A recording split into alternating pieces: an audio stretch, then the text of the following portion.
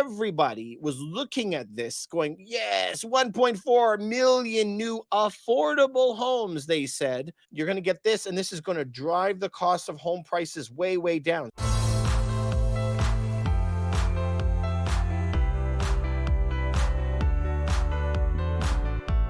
As you guys know, I am Canadian, and we're always looking at the Canadian market for sure. But guys, we live right next door to the United States, and I mean like right next door. And so you have to not only pay attention to your neighbor, you also have to pay attention to what is happening there, because they're our largest trading partner and ironically also the world reserve currency. So whenever we do any research, we got to be looking at two different things from two different countries. Now, in the old days, if we go back to the time of my grandfather, each country was kind of autonomous. But what we learned in 2008-9 was that when one thing happens to one country, it can happen really badly in a lot of other countries. It doesn't stay local. And so today we're going to look at a lot of these European three-letter agencies that are really putting a lot of pressure on Canadian housing and how it's affecting us today. So I wanted to review this. We were told that there's going to be a lot of new things coming from our leaders during our last election a couple of years ago. So our prime minister, we don't have a president, we have a prime minister. He said that the strategy is trying to build a lot of housing. So when they were talking, when they were trying to win, they were actually saying, you guys, that we are attempting to have an enormous amount of homes, 1.2 million homes. But now we want to see where we are, because according to the Housing Strategy Act, they have only built 106,000 homes. 106. That is it. So we were supposed to have 1.2 million properties. 1.2 million. Where are they? So the Canadian Mortgage and Housing Corporation says that there is an estimated shortage of 400,000 homes per year. 400,000. Now, we're a very small country. If you were looking at the United States, that would be a 10x of that, 4 million homes short. And so that shortage is fascinating. And in Canada's biggest economic engine, Ontario, they only built 27,000 units, 27,000. That is nothing. Alberta, where my father is from, the big oil country, only 6,000 units. They are not building. So this is a big problem that they have. Now, even according to CMHC, and we know that the government is always light with whatever their predictions are, they're saying that they will need 3.5 million homes by 2030. 3.5 million homes by 2030. I really need you to think about that for a second. With Canada's increased number of people that are coming from the United States across the border, when we're looking at last year, they brought in over 1 million people. The numbers I think that they're giving are far, far, far light, way too light. We're going to need even more than that. So we want to know how they've been stacking up, because we've now been a couple years. Now, remember, again, you guys, this isn't left, right? This isn't Canada, United States. Everybody is having problems trying to solve this, and there isn't really something that they can solve really, really easily. So let's continue on, because I wanted to show you something that I feel is dangerous. So if you take a look at this, a right to adequate housing, this is in federal law. We're going to be going into hyperinflation. We're going to be looking at some Canadian information about our housing starts. We're going to be looking at Canada versus the United States. I got a lot of stuff lined up for you. So this is an interesting and about how far back this actually goes. If we go back and look in 2017 and different acts that the governments have put into place, the government of Canada wanted to have a housing strategy. That sounds good. In 2017, they said it was a human rights-based approach to housing. This is getting a little bit dodgy when they say it's human rights. I mean, it sounds great, but who pays for it? Unless we have enormous amount of taxes. It says that it became clear that Canadians have different ideas about what housing rights they're entitled to. So what housing rights should somebody be entitled to? Just because you were born, were you entitled to a 10-bedroom home? Like, what are you entitled to?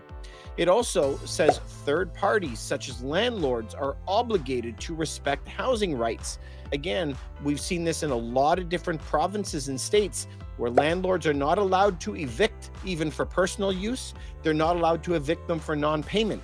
This is a way of privatizing, like welfare, because individual people now have to pay for properties for other people. That is a dangerous, slippery slope to be on. It also says this can depend on the context in which people claim a right, for example, the region that they live and the group at which they identify. Now, this is back from 2017. This could be a little bit dodgy, right? This is based on the Library Parliament. So, for them to be saying that your home rights actually come down to how you identify, this feels dodgy to me because, governments come and go. And as we've seen the past few years, people change back and forth. They're changing so fast of what they identify with. How could you have a housing strategy based on identity politics? I don't know how to do that. So in 1948, the UN also jumped into this and said, this is a little bit scary to me. 1948, 1966, they had a Convention on Economic, Social, and Cultural Rights. This is like the ESG that we're having today. Understand what they're saying. The right of everyone to adequate standard of living for himself and his family, including adequate housing, and to the continuous improvement of living conditions. Whoa! The continuous improvement of living conditions. Now, this is what we've seen from my grandparents' time to now. Everything is faster, better, cheaper. But now that China and Russia are pulling away all their supplies and their workforce, we are not facing a future where we're going to have an improvement. We're going to be seeing, as this inflation has taken hold the past couple of years, people are seeing their quality of lives go down. And the governments of Canada, United Kingdom, the United Nations, they're all saying that the quality of life of people will be dropping a lot in the future. So this is big for us to be paying attention to. But, it's interesting that they said that you should have a continuous improvement of living standards. I find that is very interesting. They gave an example of Venezuela actually put it as a right of theirs to have adequate, safe, and comfortable hygienic housing. So they wanted to try to do that. But how did they go on? You guys know that hyperinflation in Venezuela is at ridiculous numbers. Imagine 1,000,000% inflation. That means like every home in Canada will be worth like $100 billion of money. So this is that vast money printing that we're talking of. And this right here is a bill from the Bank of Zimbabwe, for example, for $1 billion. This is a real bill. But when this bill was printed, this would not even buy a cup of coffee. So this is what happens when you print a lot of money. The money actually becomes less and less valuable. And so this is how Venezuela was dealing with it. So, I don't think that was a very, very good example. So as we continue down this ESG stuff that we have today, it says that they should have a protection against forced eviction. But, we've had a lot of laws that come into that. Is an owner taking it for personal use, forced eviction, or getting rid of somebody for non-payment? Don't know. This is a very, very deep legal and ethical problem that people are having from. They also wanted it to be part of the United Nations said affordability should be a right, and that housing costs do not prevent people from satisfying their basic needs. But anybody in Canada and the States would agree today that the prices are so far out of whack that people are suffering. They cannot afford their basic needs, with home prices being what they are. But these are lofty goals. Let's be clear. It says that the location of any of the housing that you have a right to should have employment options around, healthcare services, childhood centers, social facilities. Also, every house that you have a right to should have cultural adequacy, that you could construct the home the way that you want, appropriately enabling expression of cultural identity and diversity of housing. So once we get into all of this, guys, this is a little bit bananas to me. First of all, if you drive anywhere in Toronto, Vancouver, New York, whatever, it looks like cookie cutter homes, right? Towers all look the same, homes all look the same. So I don't see very much expression in that. But we're going down this weird road, I would say, this weird road where we're seeing some funky things happening. I don't know what is happening because we are not building any homes. We're bogged down with legislation like crazy. Everybody says it's their right and nobody wants to work anymore. And we are now entering a time where we're entering some kind of suffering Olympics when everybody is trying to compete for the people who deserve the free housing. And I just don't know where this is going, because this conversation, it's beautiful in one way, for these rights and to you to have nice neighborhoods and jobs everywhere. But at the end of the day, all I can see as an economist is money, money, money, money. Who is going to pay for all of this? I'm literally at a loss for words. I don't know. So if we want to look at what the Canadian government had promised, They said that they were going to make 1.4 million homes during their tenure. And so everybody was looking at this going, yes, 1.4 million new affordable homes, they said. You're going to get this, and this is going to drive the cost of home prices way, way down. So let's see how they've been doing. Well, not very good at all. If we can see the number of home starts, this goes back to after the Second World War, 1948 to 2022. We were building more homes back in the 60s and 70s, which we could see right on the chart. That's when we were peaking out. But if you guys are looking at the news and saying, well, we're bringing millions and millions of people from when I'm young, they've brought in double the Canadian population, all from India, China, where our biggest countries, and from everywhere else. And we're not building any more homes. This is the shocking stuff. So when you see a chart, if you guys are on the podcast, you can go look at it at statistica.com. This is where housing starts for Canada. But when you take a look at this, when there is a trough, let's say we were building 273,000 homes in the 70s, and then when we get to the 80s, we're only doing 177. That's 100,000 short. You not only have to get up to the same level of building that we were before, you now have to exceed that to make up what you lost, that lost time. All through the 90s, we were not building homes. That was millions of homes that never were caught up with. If we look at what happened after the 2008 thing, there is other couple million homes that are missing in this section that they did not build. And the only homes that we've been building are very large homes, and those are the only homes that builders could actually make money on. So how are we going to do this? This is really, really crazy. Now, because of that, if you look at what's happening in the United States, this is as disposable income increases, so do home prices. Of course, your wages are pretty steady. They don't change very much. Very, very slight degree up, as we know. Productivity is much higher, but wages are stagnant for decades. But home prices kind of follow that depending on the market cycle. But if you go back and look at Canadian housing prices, they were okay, in line with incomes all the way to like 2001, 2, something like that.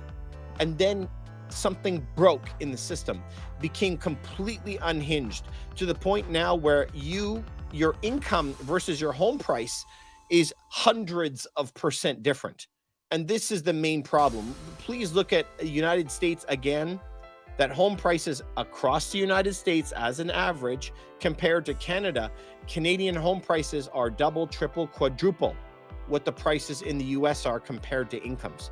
Now, if you guys wanted to use an example of that, we live in Toronto in Canada, and in Toronto, Canada, the average wage is 72,000, but the average price of a home is 1.2 million. That does not compute.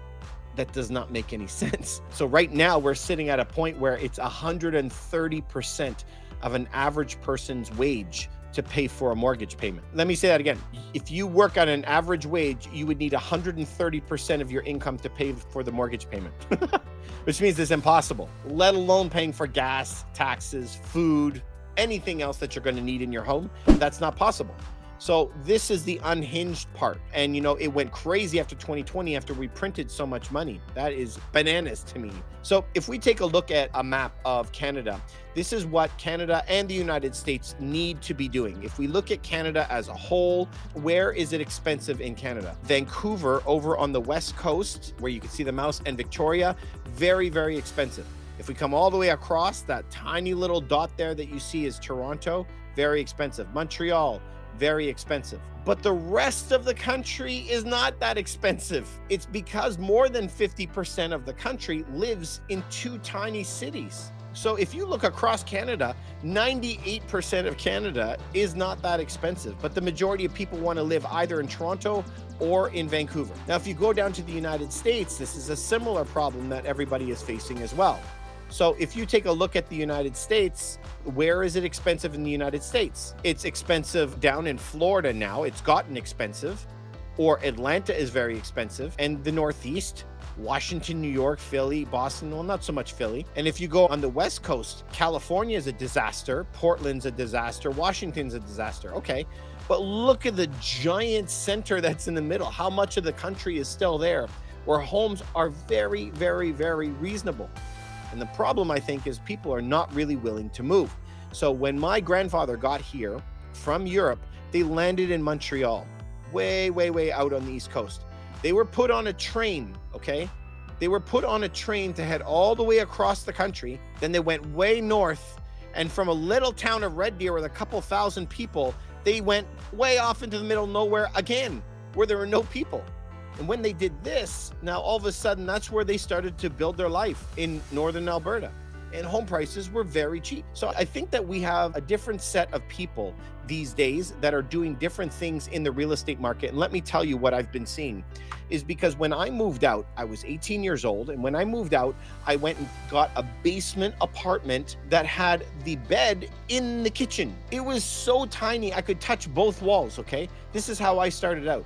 I couldn't afford gas, I couldn't afford food, like I was suffering. But now the people seem to want to, as soon as they move from their home, want a 4-bedroom house, 2 cars in the driveway. Like they want to still travel and they still want all this stuff.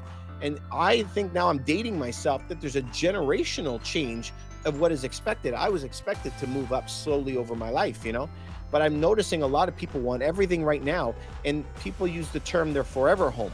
And I mean, economically, if you can afford to move into a 6-bedroom home where you can raise your family and everything in one shot and never move for your whole life, that is perfect. But I don't think that this is common. I think the majority of my parents, my grandparents, you know, they had to move up to a bigger home over the years as they had more kids and move down over the years as they had less kids.